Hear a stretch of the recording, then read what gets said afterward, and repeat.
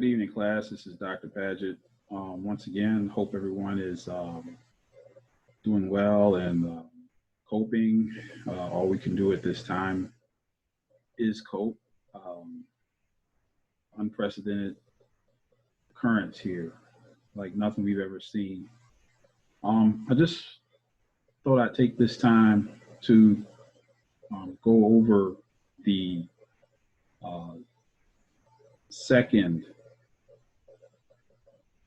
research quiz.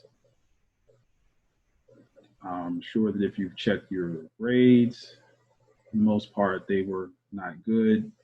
And there were some other issues, but just so that we can uh, do this last research quiz as best as we can, I just thought we'd talk about this one. So what I'm going to do is I'm going to share my screen, and before I share my screen, I'm going to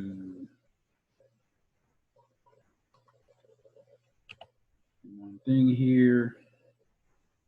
Okay, that should be enough so that we can move forward. So now I'm going to share my screen and bring in the quiz that was completed by a student. This is the highest scoring quiz that we got, just so that you'll have an idea of what is expected. Now, I know that we did go over the first research quiz in class. We had several students display what the expectations were, but again, maybe that has to be reinforced. I don't know. So here is a student that did a very good job, pretty good job on the research quiz number 2. Question number 1, which one of the statements below is true? The student correctly answered, during the Great Migration, jobs in the manufacturing belt were major pull factors. And so when we talk about migration, there are push factors and pull factors. And as the student went on to the African American migration experience, which was included in your reading assignment, which was also included in the materials for the exam itself, the study guide, so to speak. She did research. She found that African Americans migrated north for economic opportunities in the Rust Belt. So we know the Rust Belt also is the manufacturing belt. She correctly cited it or referenced it, so she got all 3 points there. Next, number 2, the impact of the fall line upon historical urban development patterns in the eastern regions of the United States is most closely related to this should have been earth, science, and human land, because, and in some cases, some of you did use deductive reasoning, and if you just knew that the 4 traditions of geography are earth science, human land, area studies, and spatial traditions, then you would have known, okay, well, the other 4 don't have 2 of the 4 traditions of geography. The correct answer is E, earth, science, and human land. Student kind of slipped up. I did give the student some credit because she did find in the reading the map, East Coast fall line, cities, and discussion on fall lines, but she just did not correctly answer the question. So I will give credit if there's a very good attempt at answering the question logically. I might give a point or 2. So I probably gave a point or 2 there. Next question. Now this one was, almost everyone got this one correct. Now on this one, she lost points. Most of you all found the discussion of Hurricane Katrina. I had a lot of Hurricane Katrina materials in the reading materials. You knew it happened in 2005, August. if you knew that and you could document it from the reading materials or from the textbook, then you got credit for that. So she got this answer correct.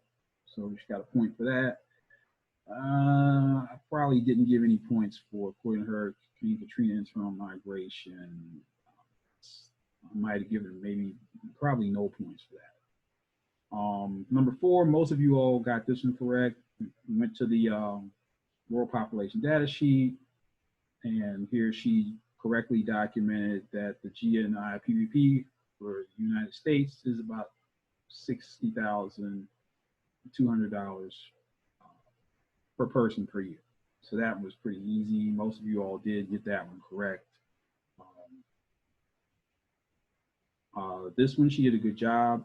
On this one, the correct answer was secondary sector. And so she found the article about Hispanic immigration boom rattles the South, which connects to the question.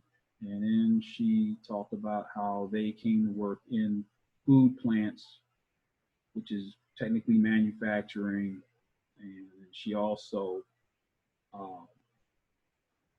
it reinforced her answer by finding the definition for the secondary sector. Very good answer. This is exactly what I'm looking for here. You know, find the answer, also look for the reading or reference that gives you the answer to the question. Okay, very well done there.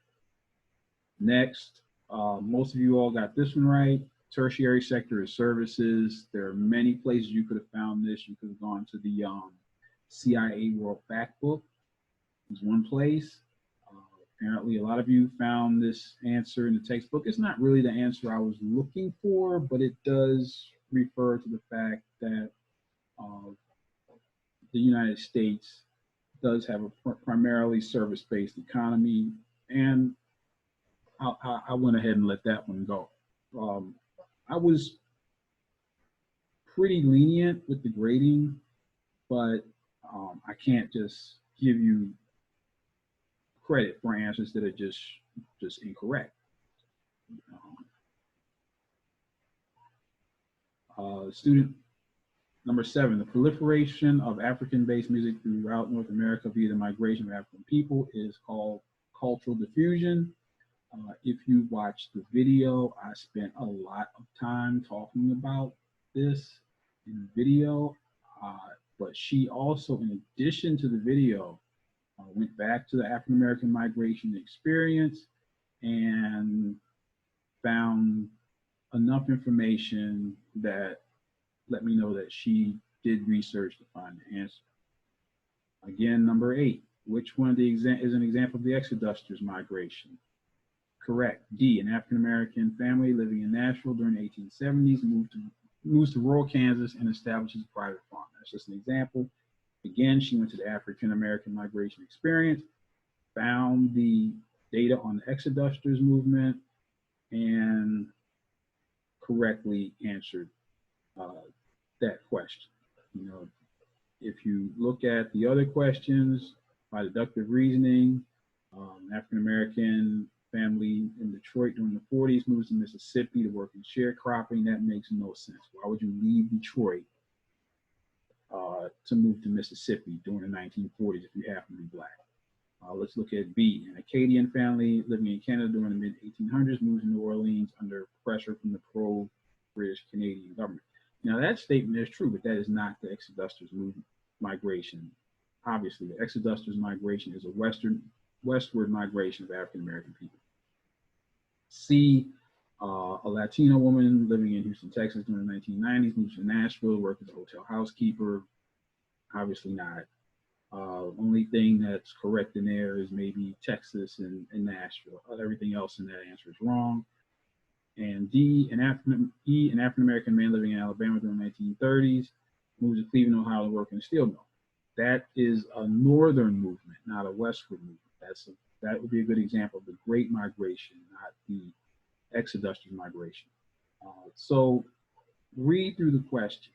You know, first eliminate the ones that you know can't possibly be correct, and then zero in and do research on the last one. Very few people got number 9 correct. But the correct answer, which might surprise you, is E. It's 99%. There were several articles in the reading assignment that spoke on wealth disparities and racial wealth disparities that mentioned that fact 2 or 3 times. A couple of you all somehow read that article, got the wrong answer. So, of course, obviously, this student got no credit for number 9. Number 10, really, if you listen carefully to the lectures, and we went over population pyramids in class. So let's go through why ED is the correct answer.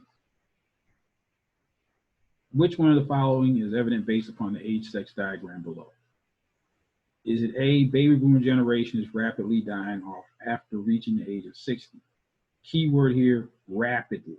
Okay, if you look at this population graph, here's the baby boomer generation right now. They are approximately between ages of 56 and 76 years of age. As you can see, these people are not rapidly dying off. Here's 60, 64, plenty of people, even one of the largest cohorts still, 65 to 69, still around, 70, 74. In fact, the fact that baby boomers are living longer is a challenge for us as a nation in terms of trying to pay Social Security, in terms of providing resources for people who are elderly, medicine, pharmaceuticals, you name it. Even during this COVID-19, this coronavirus outbreak, we see who is being impacted, people who are elderly. I mean, that's a challenge right now, is that's the most vulnerable population are people over the age of 65. So it's not that there are a small amount of people over the age of 65. There are lots of people who are, which means we have a lot of vulnerability. And in fact, our population of people over the age of 65 is going to continue to grow. And a lot of that is due to the fact that we now have better diets. There are less people smoking cigarettes. We have all learned all kinds of things about aging and our bodies that allow people to live longer and healthier lives. So no, the baby boomers are not dying off rapidly. And we can look at some population graphs where you can see that once people get over the age of 50, you see a big drop off because those countries don't have the amenities that we have for longer life. Okay, so it's not A. Let's look at B. The majority of the population in the U.S. consists of children younger than 14 years of age. There's a population graph. Here are the age cohorts of children younger than 14. You can see clearly that's not true. So now we're looking at people who are about 22 and under, 2014, maybe 15 and under. That's Generation Z. We're starting to see a contraction of individuals in that age group. For those of you who are planning on teaching, there are going to be less children. That could be a good thing, maybe less children in the classroom. But the bad thing is that some schools are probably going to close. Definitely going to close. We're already seeing this change in higher education. There are far less students in the college-going population than there were 10 or 15 years ago when the millennials were here. So this represents a challenge for us. So the correct answer is not B. C. Millions of millennials are moving from the Northeast and Midwest to the South. Can you look at this age sex diagram and determine where these people are? No, there's no geographic information on here. E. Female Generation Xers are living significantly longer than male Gen Xers. So male Gen Xers, female Gen Xers, that's maybe people between the ages of 54 to 35 or so. So you can see their Generation X, you see this decrease in birth rates that occurred, and boom, here come the millennials. Clearly, you see that there's not much difference in terms of life expectancy between those two groups. So no. So the correct answer is D. It says advertisers are likely to begin target marketing millennials, um, as they are now the nation's largest generation. And so here we have this bulge. These are people who represent, eventually they're going to be the largest cohort of the population, which means that's a group that's ripe for advertising. What do they want?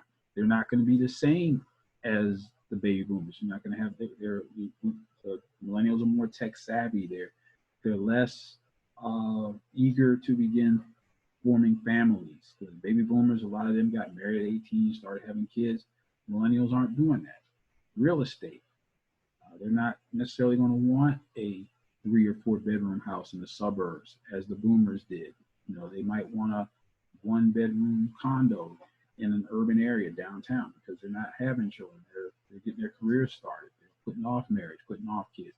It's a different demographic, and so advertisers are going to have to, but there's a lot of them, and so advertisers are looking at their wants. You know, there's a lot of money to be made there, and so this is the kind of analysis that people in marketing do when you look at demographics. Let's look at these age cohorts and look at potential customers and buyers. So this student said, according to U.S.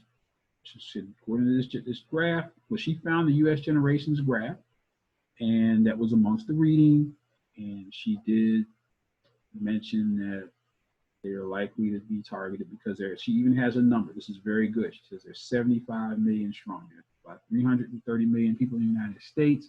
75 million of them are in this millennials generation. It's a large chunk of people who are adults, who are making transitions in life.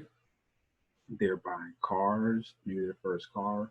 They're buying maybe their first house. Maybe they're trying to just get into their first apartment. A lot of first, they're just getting started, or maybe some of the older millennials who are in their early 30s are maybe on their second home, or maybe starting families. So you have a lot going on within the millennials.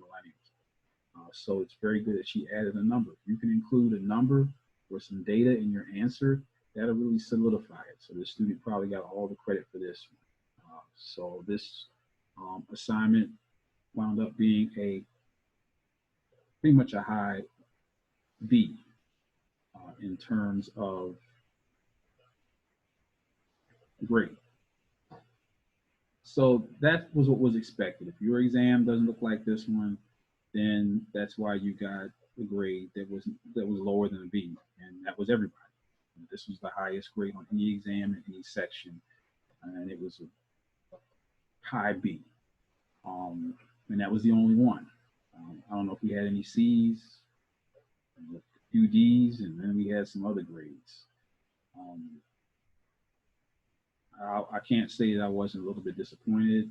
I'm not going to be as disappointed as I would be normally, because I know that a lot of you all are freshmen, and it's a challenge perhaps as part of the time that you're working on this. Well, actually, this assignment was due, I believe, right before. I know it was due before campus wasn't back ready.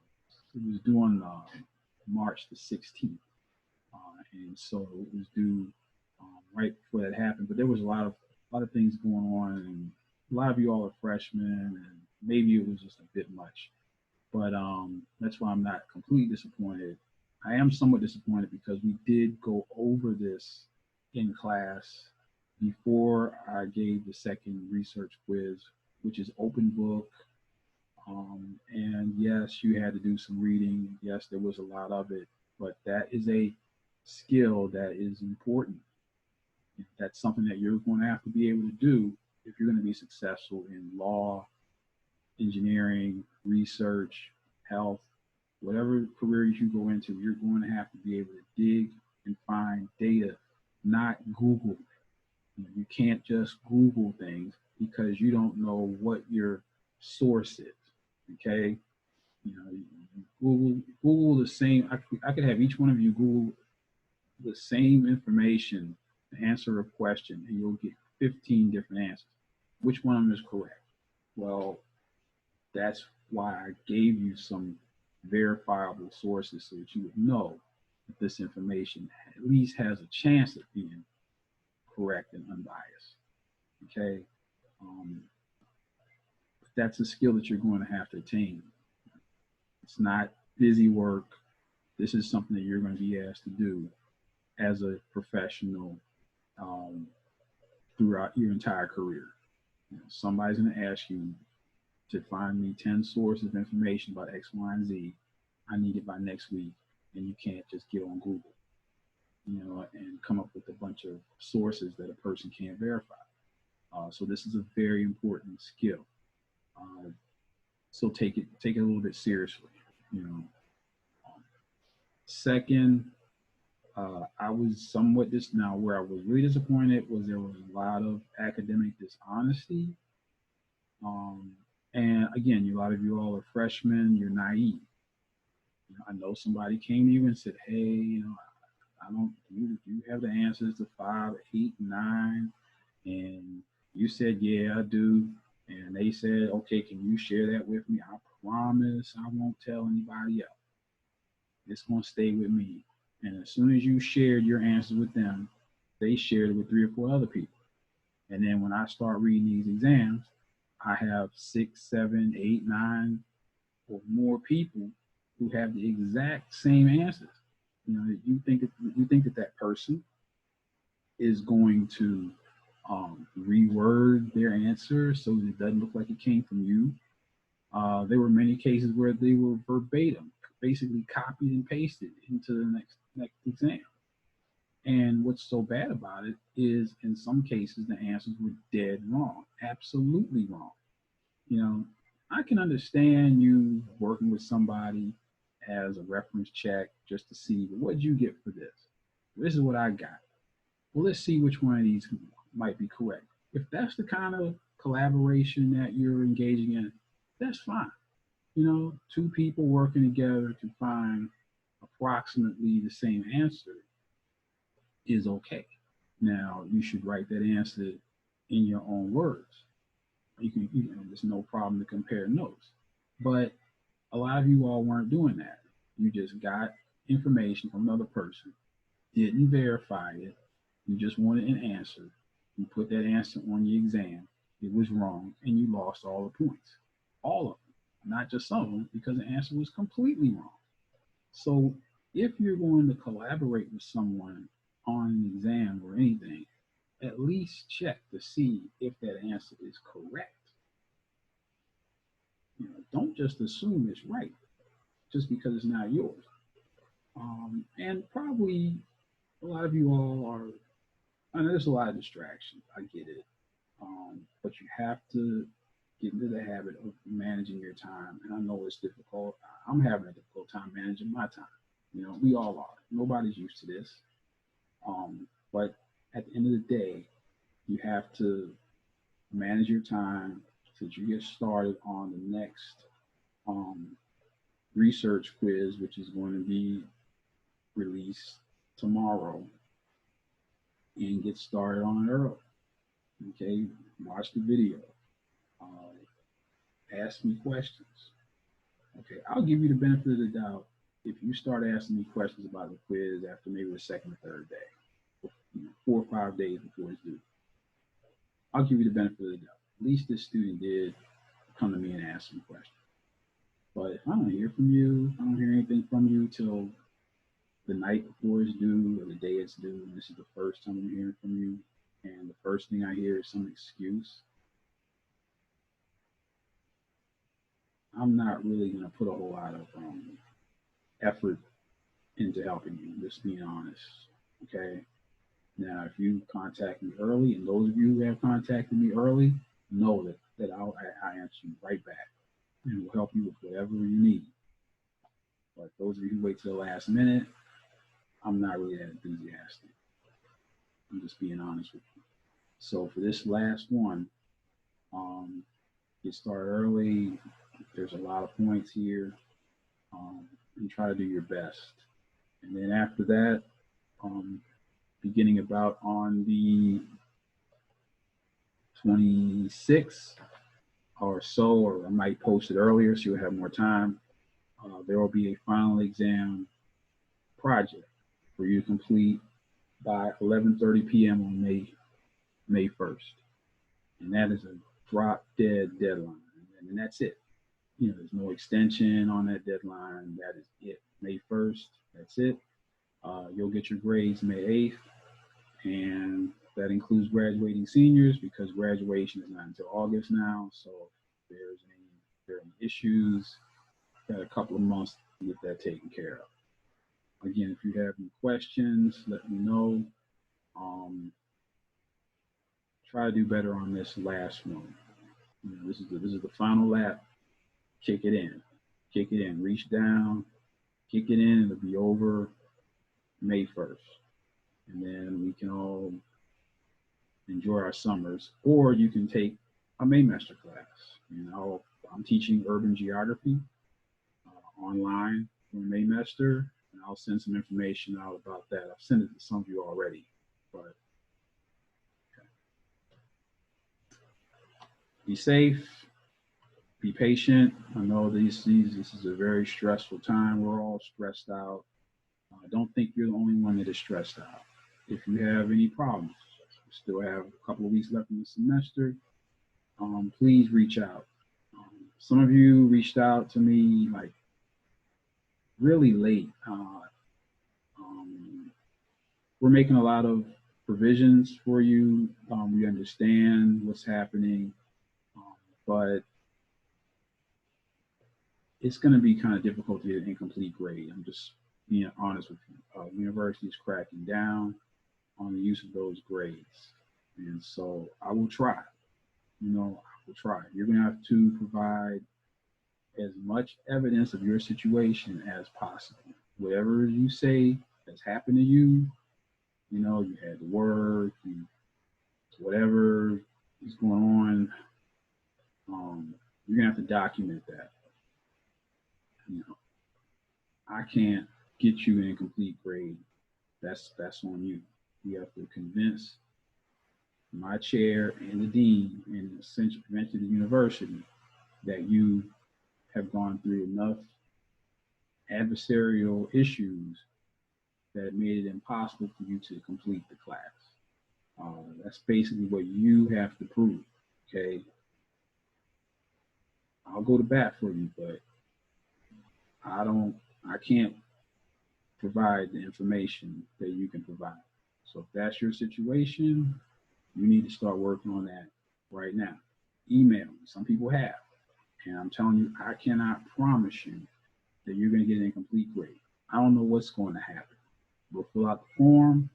We'll send it up to the administration, and then they'll make the decision.